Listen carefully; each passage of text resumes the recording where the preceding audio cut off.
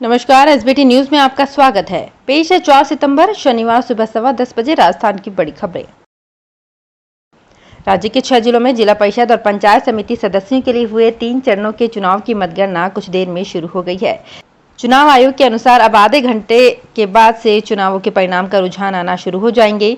राज्य निर्वाचन आयोग कोरोना प्रोटोकॉल के साथ वोटों की काउंटिंग के लिए पूरी तरह तैयार है। ईवीएम से वोटों की काउंटिंग में ज्यादा समय नहीं लगेगा। तेजी से परिणाम सामने आने की उम्मीद है। 6 जिलों के 200 जिला परिषद सदस्य, 1564 पंचायत समिति सदस्यों के लिए 3 चरणों में वोट डाले गए थे। पहले चरण के लिए 26 अगस्त, दूसरे चरण के लिए 29 अगस्त और तीसरे चरण के चुनाव के लिए 1 सितंबर को वोट डाले गए थे। राजस्थान में जन स्वास्थ्य अभियांत्रिकी विभाग के अतिरिक्त मुख्य सचिव सुधांशु पंत की अध्यक्षता में आज आयोजित बैठक में प्रदेश में 1067 गांवों में 1461.33 करोड़ रुपए की लागत से 161 ग्रामीण पेयजल परियोजनाओं की मंजूरी प्रदान की गई। इनके तहत 2,44,879 हर घर नल कनेक्शन दिए जाएंगे। पंत ने बताया कि वीडियो कॉन्फ्रेंसिंग के माध्यम से आयोजित बैठक में रेगुलर विंग के तहत 337.38 करोड़ रुपए की लागत से 149 परियोजनाएं स्वीकृत की गई। इनसे 245 गांवों में 51,639 हर घर नल कनेक्शन दिए जाएंगे। पर्यटन विभाग ने राजस्थान पर्यटन नीति 2020 के तहत राज्य में ग्रामीण क्षेत्रों में पर्यटन को बढ़ावा देने के लिए राजस्थान ग्रामीण पर्यटन प्रोत्साहन स्कीम तैयार की है। इस स्कीम का ड्राफ्ट भी जारी कर दिया गया है। इस योजना से ग्रामीण क्षेत्रों में स्थापित की जाने वाली आवासीय इकाइयों, कृषि पर्यटन, कैंपिंग साइट की स्थापना से गाँव में नए रोजगार सृजित होंगे और हस्तशिल्प को बढ़ावा मिलेगा। राजस्थान में 3 दिन पहले सक्रिय हुआ मानसून अब अगले 2 दिन फिर से कमजोर पड़ेगा। इस दौरान पूर्वी पश्चिमी राजस्थान में बारिश का दौर थमेगा। मौसम विभाग के अनुसार 6 सितंबर से फिर सक्रिय होगा और 1 हफ्ते तक जोरदार बारिश का दौर चलेगा। बीते 24 घंटे के दौरान प्रदेश में कई इलाकों में अच्छी बारिश हुई। सर्वाधिक बारिश 98 मिमी जयपुर जिले के किशनगढ़ रेनवाल में दर्ज हुई। इस बार कुल 417.93 मिमी बारिश हुई, जबकि पिछले साल अब तक 455.35 मिमी बारिश हो चुकी थी। राजस्थान की सरकारी बिजली उत्पादन कंपनी का कोल मैनेजमेंट फेल होने के कारण अब भी 12% बिजली एक्सचेंज से महंगी रेट पर खरीदनी पड़ रही है। कोल इंडिया से कोयला के 8 रैक मिले के बाद भी काली सिंध बिजली घर की 1 यूनिट और सूरतगढ़ बिजली घर की 6 यूनिट बंद के साथ ही कवाई बिजली घर की 1 यूनिट बंद है। कोल मैनेजमेंट नहीं होने से जयपुर, जोधपुर और अजमेर डिस्कॉम के लिए राजस्थान ऊर्जा विकास कंपनी को गुरुवार को करीब 3 करोड़ यूनिट प्राइवेट बिजली उत्पादन कंपनियों से खरीदनी पड़ी। रोज 18 रैक कोयला चाहिए, लेकिन 12 रैक का इंतजाम ही हो पाया है। जयपुर, टोंक व अजमेर जिलों की 90 लाख से ज्यादा आबादी की लाइफलाइन बीसलपुर बांध में इस बार बारिश का पानी कम आया है। तीनों जिलों में 15 दिन बाद 10% तक कटौती की जाएगी। हालांकि कटौती से पहले इन तीनों जिलों के सांसद, विधायकों, जिला प्रमुख और प्रधान सहित अन्य जनप्रतिनिधियों से बात कर सहमति ली जाएगी।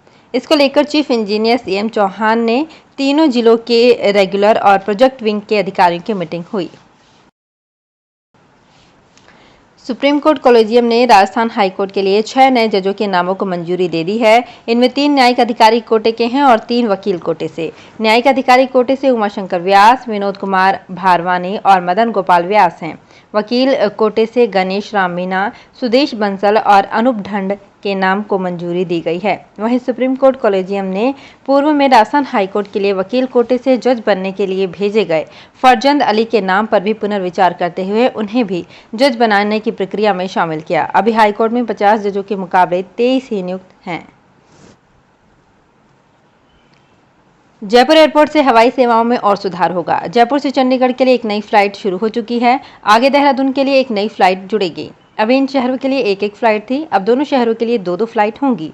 इसी पखवाड़े में एयर एशिया मुंबई के लिए नई फ्लाइट शुरू करेगी। अक्टूबर के अंतिम रविवार से शुरू होने वाले विंटर शेड्यूल में हवाई सेवाओं की संख्या में बढ़ोतरी होगी।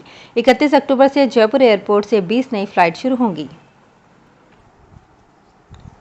राजस्थान में इलेक्ट्रिक बसें चलने पर बार बार ब्रेक लग रहा है। 2 साल में 2 बार टेंडर निरस्त किए जा चुके हैं। ऐसे में ना तो लोगों को राहत मिल पा रही है और ना ही वातावरण को प्रदूषण से राहत।